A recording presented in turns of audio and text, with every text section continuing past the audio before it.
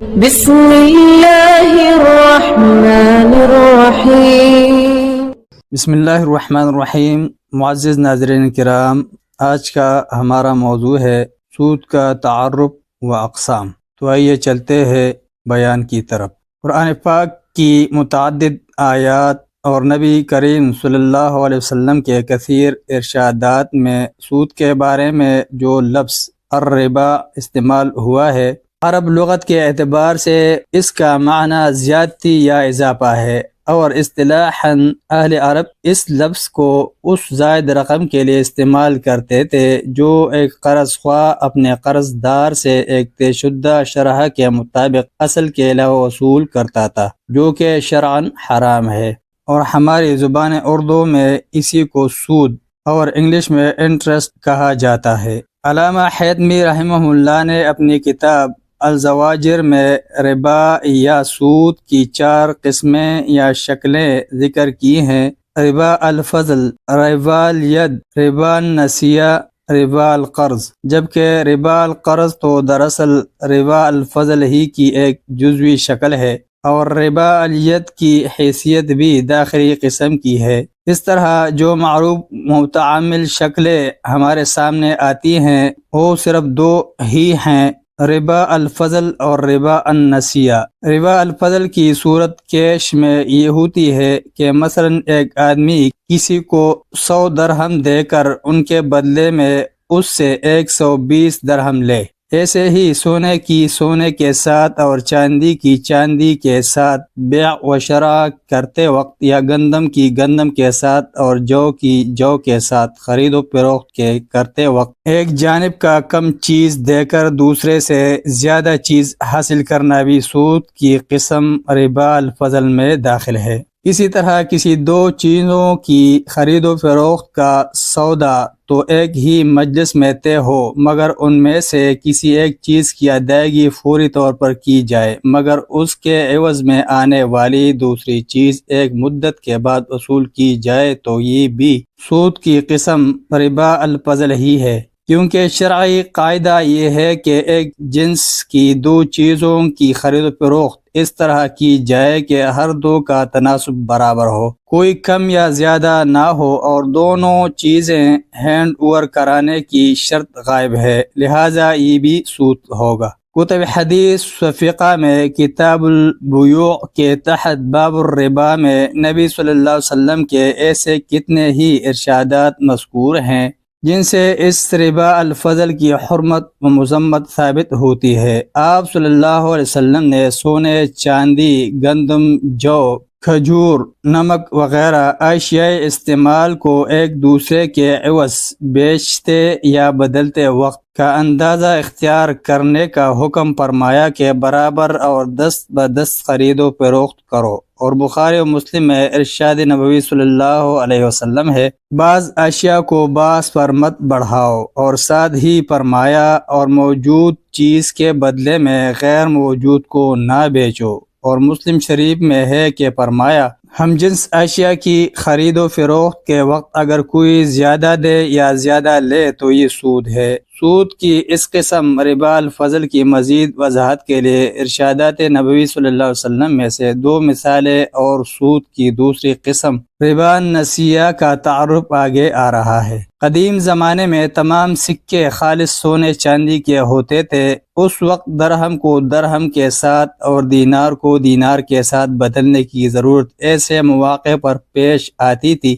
جبکہ مثلا کسی شخص کو عراقی درہم کے عوض رومی درہم یا رومی دینار کے عوض ایرانی دینار کی حاجت ہوتی تو یہودی ساہوکار اور دوسرے ناجائز نفع کمانے والے لوگ ایسا کرتے کہ 100 درہم کے بدلے میں 120 درہم یا 100 دینار کے بدلے 110 دینار لے لیتے۔ حالانکہ سونے چاندی کے وزن اور قیمت کے لحاظ سے فریقین کے سکے ایک ہی قیمت کے ہوتے تھے، جیسے موجودہ زمانے میں بیرونی سکوں کے تبادلے پر بٹھاون لی جاتی ہے، یا اندرون ملک میں 100 روپے کی ریزگاری لینا ہو تو 95 یا 98 روپے دے دیتے ہیں، اور 5 یا 10 روپے کے نوٹ بہنانے والوں سے کچھ آنے یا پیسے وصول کر لیے جاتے ہیں۔ یہ چیز بھی چونکہ سود خورانہ ذہنیت ہی کی طرف لے جانے والی ہے، لہذا نبی کریم صلی اللہ علیہ وسلم نے سونے کا تبادلہ سونے سے، چاندی کا چاندی سے اور درہم و دینار کا درہم و دینار سے منع قرار دے دیا۔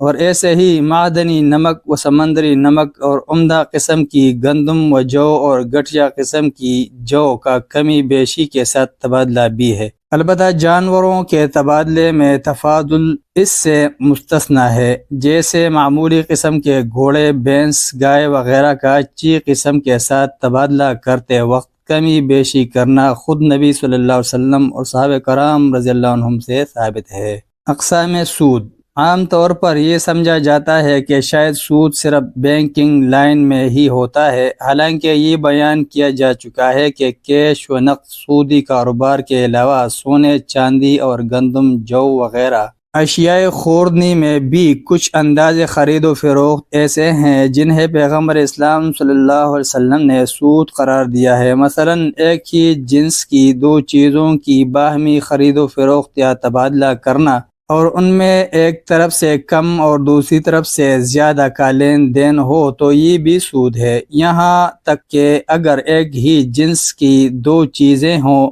ان میں سے ایک عمدہ اور دوسری ذرا نرم ہو تو بھی ہم جنس ہونے کی وجہ سے کمی بیشی کے ساتھ ان کی خرید و فروخت یا تبادلہ کرنا سود اور منع قرار دیا گیا ہے۔ ہاں، اگر نرم چیز کو الگ سے بیچا جائے اور پھر اس سے حاصل ہونے والی قیمت سے عمدہ چیز الگ سے خریدی جائے تو یہ جائز ہوگا، کیونکہ اس میں دھوکے کا کوئی شائبہ باقی نہیں رہ جاتا۔ جیسا کہ بخاری و مسلم میں ہے کہ نبی کریم صلی اللہ علیہ وسلم نے ایک شخص کو خیبر کا عامل بنا کر بھیجا۔ جب وہ لوٹ کر نبی صلی اللہ علیہ وسلم کی خدمت میں حاضر ہوا تو اپنے ساتھ بڑی عمدہ کھجوریں لایا۔ آپ صلی اللہ علیہ وسلم نے دیکھ کر اس سے پوچھا، کیا نخلستان خیبر کی تمام کھجوریں ایسی ہیں؟ تو اس شخص نے وضاحت کرتے ہوئے بتایا کہ ایسا نہیں ہے، بلکہ ملی جلی ذرا ہلکی قسم کی 2 صاع کھجوریں دے کر 1 صاع عمدہ کھجوریں لے لیتے ہیں،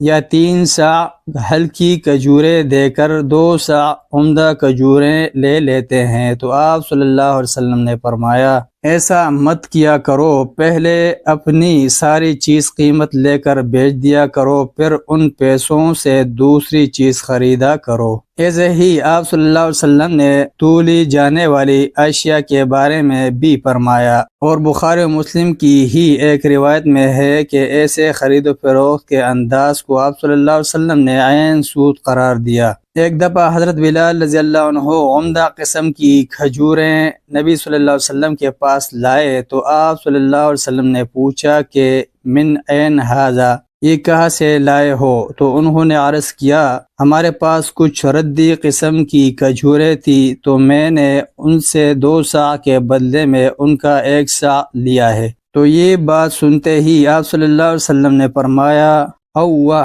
شیخ البانی رحمہ اللہ نے تعلیق مشکات میں اس لفظ کے بارے میں لکھا ہے، یہ ایسا کلمہ ہے جسے عموماً کوئی شخص مرض اور تکلیف کے وقت کہتا ہے۔ آپ صلی اللہ علیہ وسلم نے فرمایا، یہ تو عین سود ہے، یہ تو عین سود ہے، ایسا ہرگز نہ کیا کرو۔ اگر آپ عمدہ چیز خریدنا ہی چاہیں تو نرم و ادنیٰ چیز کو الگ سے بیچے، پھر ان پیسوں سے عمدہ چیز خریدا کرے۔ بخاری و مسلم جیسی صحیح اور امت اسلامیہ میں متفقہ و معتبر کتابوں کے ان حوالوں سے معلوم ہوا کہ سونا، چاندی اور اشیاء خوردنی کی خرید و فروخت کا یہ کمی بیشی والا انداز بھی سود میں شامل ہے، اور یہ تمام شکلیں سود کی پہلی قسم ربا الفضل کی ہیں، اور سود کی دوسری قسم ہے ربا النسیہ، اور اس کی صورت یہ ہوتی ہے کہ قرض خواہ یا ادھار سودا دینے والا ایک معینہ مدت تک کے لیے قرض دار کو ادھار دے، پھر جب ادائیگی کا وہ مقررہ وقت آئے تو مقروض اپنی تنگ دستی یا کسی بھی وجہ سے قرض ادا نہ کر سکے،